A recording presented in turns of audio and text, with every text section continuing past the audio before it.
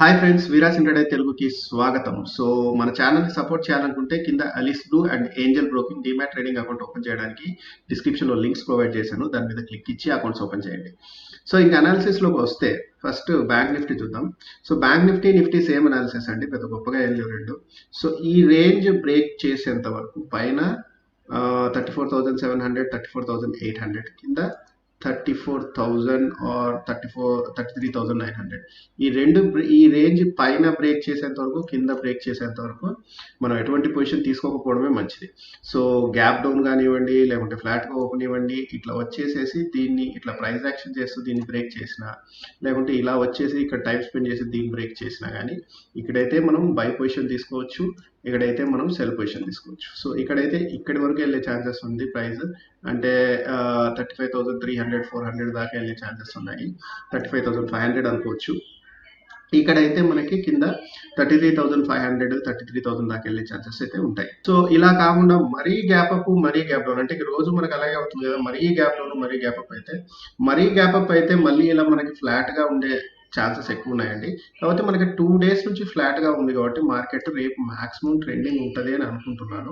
మరేమో చూడాలి. సో మరీ గ్యాప్ డౌన్ వచ్చింది అనుకోండి, చూడండి ఇట్లా ఇలా ఇలా ఇలా 12:30 తర్వాత 12:30 ఆర్ 1:30 తర్వాత మనకి ఏమన్నా ప్రైస్ యాక్షన్ ఇలా ఇలా ఇలా ఇలా అయ్యి ఇలా కిందికి బ్రేక్అవుట్ ఇస్తే మీరు అప్పుడు ఏం చేయొచ్చు అంటే సెల్ పొజిషన్స్ తీసుకోవచ్చు. అలా కాకుండా ఇట్లా కిందికి పైకి ఉందంటే బెటర్ అవాయిడ్ చేసేసేయండి.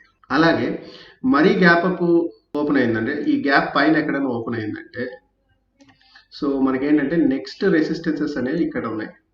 సో అరౌండ్ 35,800 700 దగ్గర ఉన్నాయి.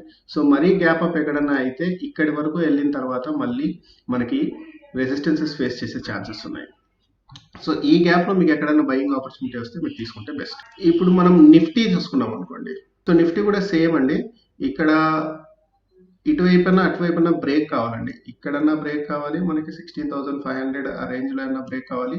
కింద వచ్చేసేసి 16,200 ఆర్ 150 దగ్గరన్నా బ్రేక్ కావాలి.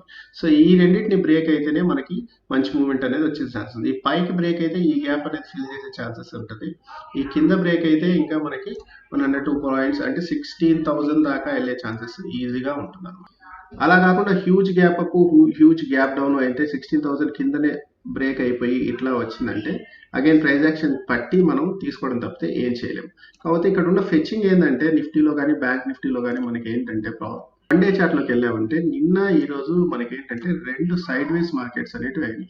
సో రేపు కొంచెం గ్యాప్ డౌన్ అయినా కానీ కిందికి వెళ్ళిపోయే ఛాన్సెస్, అంటే కొంచెం ట్రెండింగ్ మార్కెట్ ఉండే ఛాన్సెస్ ఎక్కువ ఉన్నాయని నేను అనుకుంటున్నాను. 2 డేస్ కంటిన్యూస్గా మనకి సైడ్ వేస్ వచ్చి ఉండడం వల్ల రేపు ఒకవేళ ఏమన్నా ఫ్లాట్గా ఓపెన్ అయినా కానీ కొంచెం మేజర్ లెవెల్స్ దగ్గర ఎక్కడన్నా ఓపెన్ అయినా కానీ మనకేంటంటే కొంచెం ట్రెండింగ్ అయ్యే ఛాన్సెస్ ఎక్కువగా ఉంటాయి మార్కెట్. సో అదండి ఇవాళ అనాలిసిస్. మళ్ళీ రేపటి అనాలిసిస్తో మీ ముందు ఉంటాను. అంతవరకు సెలవు. బాయ్.